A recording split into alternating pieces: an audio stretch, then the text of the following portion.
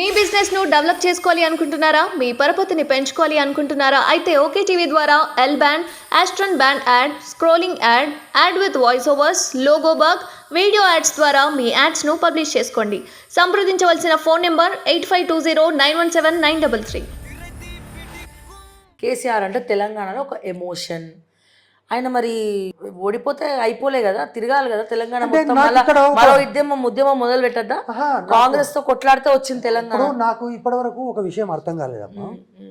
ఇప్పుడు ఇంతవరకు మనము కేసీఆర్ మాట్లాడిన వాటి విషయాలపైన సరే వ్యంగ్యాస్త్రం అనుకో, లేకుంటే ఆయన మాటలను ఏం మాట్లాడండి అనేటటువంటి విషయం ప్రజలకు చెప్పడానికి ప్రయత్నం చేసి, ఇప్పుడు నిజంగా కొంచెం సీరియస్గా విశ్లేషణకు వద్దాం. ఓకే, అరే భయ్ నీకు సరే నువ్వు లెక్క ప్రకారమే 13 వస్తాయి అనుకుందాం, లేదు ఇంకా 2 వేసుకోపోయి ఏముంది 15 వస్తాయి అనుకుందాం. ఈ 15 సీట్లు వచ్చినటువంటి ఒక బేకూఫ్ 40 కేంద్రంలో అధికారంలోకి వస్తే ఈ దేశం పరిస్థితి ఏంది? భారతదేశం ఉంటుందా? నువ్వు రాజ్యాంగము, రిజర్వేషన్లు, లేకపోతే ఇంకోటి రాముని గుడి కూలిపోతుంది, లేకపోతే ఇంకోటి ఏదో మసీదులు కూలిపోతాయి, ఇవన్నీ తర్వాత అసలు దేశం ఉంటుందా అని? దేశం ఉంటుందా అని ఉంటుంది. ఎందుకుండా ఇటువంటి విధవ పార్టీలు పోయి కేంద్రంలో అధికారం చెలాయిస్తే ఉంటుందా అని? నిద్రపోయే ప్రధానమంత్రిని చూస్తుంది దేవేగౌడ, విపి సింగ్ని చూస్తుంది, పొద్దుగాల లేస్తే కొట్లాటన మండల్ కమండల్. దేవగౌడ అయితే ఆయన 24 గంటల్లో 20 గంటలు నిద్రపోవడమే చూసినాం. అట్లా పోయి ద గ్రేట్ ఆజాద్ చంద్రశేఖర్ వచ్చినప్పుడు 200 క్వింటాల బంగారు తీసుకుపోయి ప్రపంచ బ్యాంకు దగ్గర కుదోబెడితే కానీ రెక్కాడితే కానీ డొక్కాడినటువంటి పరిస్థితి. ఇప్పటికే చైనా కాళ్ళు దూరుతున్నది. అదే పాకిస్తాన్ కూడా నేను లేస్తే సస్తా ఉంటుంది. అదేవిధంగా కెనడా లోపల అంతర్గతంగా ఈ యొక్క తీవ్రవాదాన్ని పెంచి పోషించడానికి కెనడా అనేటటువంటిది పంజాబ్ ఖలిస్తాన్ తీవ్రవాదులను తీసుకుపోయి వాళ్ళకి శిక్షణ ఇచ్చి భారత్ మీద ఏదో రకంగా అంతర్యుద్ధం సృష్టించాలనేటటువంటి ప్రయత్నం చేస్తున్నది. ఒకటి. రెండవది, ప్రపంచ ఆర్థిక వ్యవస్థలన్నింటిలో ఇప్పుడిప్పుడే నిలదొక్కుని కనీసం 8% గ్రోత్ రేట్ తోటి మనం ఉన్నాం. వీడు ఉట్టికెక్కలేనివాడు స్వర్గానికి ఎక్కినట్టు నేను పోయి ప్రధానమంత్రి సీటులో కూర్చుంటే సిగ్గు వానికన్నా ఉండాలి, లేదా భారతదేశం ప్రజలకన్నా ఉండాలి, పోనీ విన్నోనికన్నా ఉండాలి, లేదా రాసిన ఈ పేపర్ల కన్నా ఉండాలి. నువ్వు చేసింది చాలు. ఈ తెలంగాణను ఎంత నాశనం చేయాలనో అంత నాశనం చేసిన తర్వాత ఇక్కడ ఒక ప్రజాస్వామ్య ప్రభుత్వం ఏర్పడ్డది. నీకంటే మంచిగా చేయలేకపోవచ్చు, నీలాంటి కాళేశ్వరం ప్రాజెక్టులు ఇంకా 4 కట్టలేకపోవచ్చు, కానీ నీలాగా దాచుకోవడం అనేటటువంటిది ఈ ప్రభుత్వం చెయ్యదు అనేటటువంటి విశ్వాసం నాకు కాదు, ప్రజలకు ఉంది.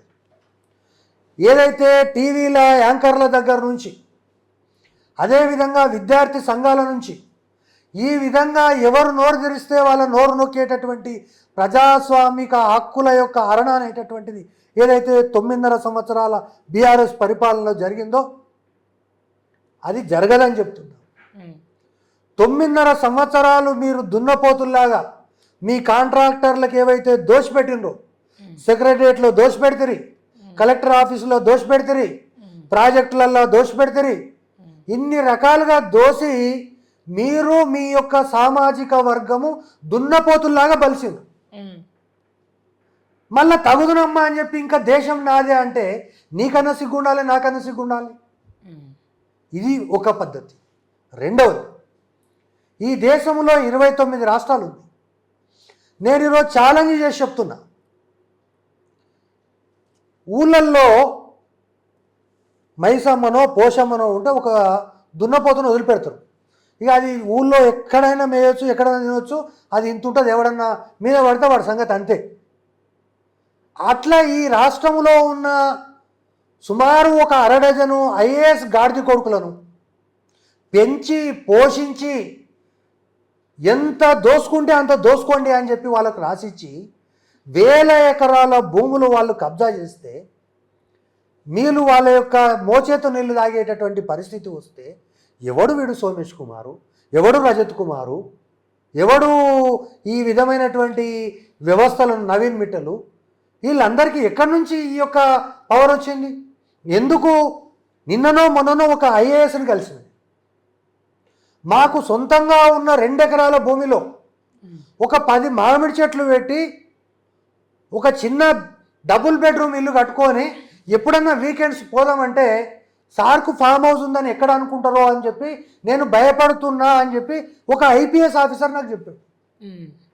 ఇంకో ఐఏఎస్ ఆఫీసర్ అయితే భర్త ప్రజెంట్ మంత్రి, ఆమె భర్త ప్రజెంట్ రేవంత్ రెడ్డి ప్రభుత్వంలో మంత్రి.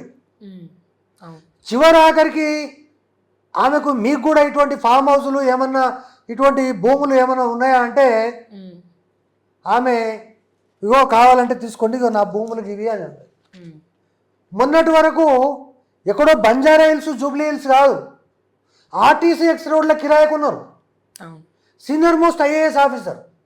మరి వాళ్ళేమో గట్లుండి ఏం చేస్తే ఏమవుతుందో అని భయపడుతుంటే ఈ దున్నపోతులు దేశం మీద పడి దోసుకొని తిని దాచుకొని ఇక్కడ కాకుండా ఇంకా అసలు విషయం మర్చిపోయాను నేను.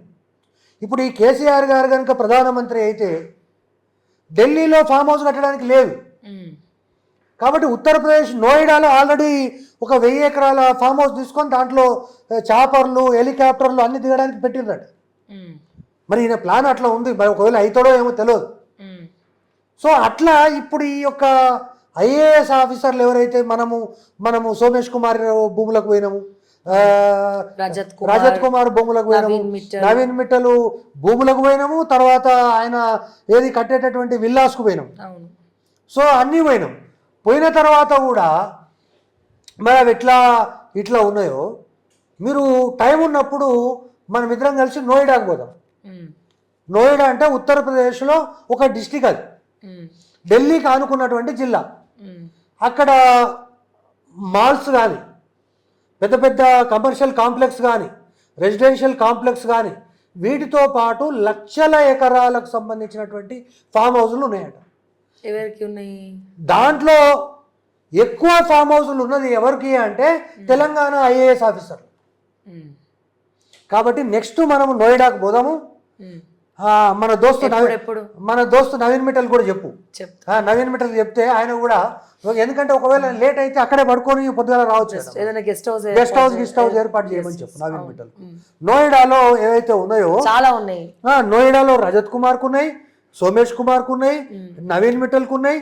అట్లే కొంచెం అట్లా పోతున్నాం కాబట్టి పంజాబ్ పోయి ఆ లవ్లీ ప్రొఫెషనల్ యూనివర్సిటీ అవన్నీ చూసొద్దాం. సో నేను ఇక్కడ ప్రధానంగా చెప్పదలుచుకున్నది ఏంటంటే, తెలంగాణ రాష్ట్రంలో ఎన్నికలు జరిగినాయి కాబట్టి ఇది తెలంగాణ రాష్ట్ర భవిష్యత్తుకు సంబంధించినటువంటి ఎన్నికలు కావు, ఈ దేశ భవిష్యత్తుకు సంబంధించినటువంటి ఎన్నికలు. కాబట్టి ఈ దేశంలో అనుభవం ఉన్నటువంటి రాజకీయ పార్టీలుగా ఒక భారతీయ జనతా పార్టీ 10 సంవత్సరాలు పరిపాలన చేసింది. మోడీ నిష్కలంకరమైనటువంటి ఇప్పటివరకు ఒక ఆరోపణ లేదనేటటువంటి అభిప్రాయం ఉంది. కాబట్టి ప్రజలు ఆయనకు పట్టం కడతారో మనకు తెలియదు. లేదు ఇంత పెద్ద ఎత్తున పాదయాత్ర చేసిండని, లేదా గుళ్ళు గోపురాలు అనేటటువంటి పద్ధతిలో కానీ, లేక ఇంకేదన్నా ఊసి రాహుల్ గాంధీని కూడా ఒకసారి ఎందుకు చేయకూడదు అనుకుంటే రాహుల్ గాంధీకి పట్టం కడతారు. దానికి కూడా మనకేం అభ్యంతరం లేదు, మనం దాంట్లో జోస్యం చెప్పేటోళ్ళు, అది ఈ రాజకీయాలే మనకు సంబంధం లేదు. కానీ తగుదునమ్మా అని చెప్పేసి వీడెవడో ఉట్టికెక్కనోడు స్వర్గానికి ఎక్కేతా అని చెప్పేసి నేను కూడా ప్రధానమంత్రి అవుతా అంటే ఎట్లా? ఒకటి. ఇక రెండవది, అసలు తెలంగాణ గొంతు ఎత్తాలంటే బీఆర్ఎస్కు 12 మంది ఉండాలి, లేకపోతే హైదరాబాదును మోడీ తీసుకుపోతాడని ప్రచారం చేస్తారు. ఎట్లా తీసుకుపోతాడండి మోడీ? ఈ 10 సంవత్సరాలు ఉండదు మరి, ఏం తీసుకుపోలేదే? పోనీ హైదరాబాద్ వదిలిపెట్టు, కనీసం హైటెక్ సిటీని కూడా తీసుకుపోలేదు. నీ చేతగానితనం వల్ల కయ్యానికి కాలు దువ్వి అనేక ప్రాజెక్టులు ఈ రాష్ట్రానికి రాకుండా చేసినటువంటి ఘన చరిత్ర మీది. మోడీ అంటేనే ఒక దయ్యం, మోడీ అంటేనే ఒకటి కేంద్రంతో. చూడమ్మా, మొన్న మా రేవంత్ రెడ్డి వచ్చి ప్రభుత్వంలోకి రాగానే మోడీ గారిని ఏమన్నాడు? బడే బాయ్ అన్నాడు. తప్పేముందమ్మా? దాన్ని ఈ విధవాళ్ళంతా ఏదో ఆయన చోటే బాయ్, ఈయన బడే బాయ్. ఇప్పుడు ఆయన ఎవరు కేసీఆర్కు యువరాజు ఉంటారు కదా కేటీఆర్, కేటీఆర్ ఆయన నిన్ననో మొన్ననో చూసిన రాహుల్ గాంధీని రేవంత్ రెడ్డిని కంపేర్ చేస్తుంది. రాహుల్ గాంధీ అట కవిత అరెస్ట్ తప్పన్నాడట, రేవంత్ రెడ్డి కరెక్ట్ అన్నాడట. ఆయన జాతీయ స్థాయిలో ఈడీ మోడీలకు సంబంధించిన విషయాలు చెప్పి ఉండొచ్చు. ఈయన కవిత ఏందో, కవిత పుట్టుపూర్వాతలు ఏందో అన్నీ రేవంత్ రెడ్డికి తెలుసు కదా. ఇప్పుడు ఏది అమ్మ గోత్రము మేనత్తకు ఏదో అంటారు కదా, మనకు కరెక్ట్ తెలియదు, మేనమామకు తెలుసు అని. సో ఈయన రేవంత్ రెడ్డి మేనమామ కాబట్టి ఆమె గోత్రాలన్నీ ఈయనకు తెలుసు కాబట్టి ఆమె తప్పే చేసింది, లోపల వేసేయండి అని చెప్పారు. 2, మూడవది అదాని. మరి అదాని నీ 10 సంవత్సరాల పరిపాలనలో కూడా అదాని పెట్టుబడి తెలంగాణ ఉన్నది కదరా భయ్, మరి అప్పుడు ఎందుకో మాట్లాడలేదు నువ్వు. అదేవిధంగా మోడీ చాలా కేటగిరికల్గా చెప్పిండు రేవంత్ రెడ్డి, నేను నా రాష్ట్రంలో ఉన్న సెంటు భూమిని అదానికి అమ్మలేదు, నా రాష్ట్రంలో ఉన్న ఆర్టీసీ బస్ స్టాండ్లను అప్పనంగా నేను ఆయనకు అప్పచెప్పలేదు, ఎయిర్పోర్ట్లను అప్పచెప్పలేదు.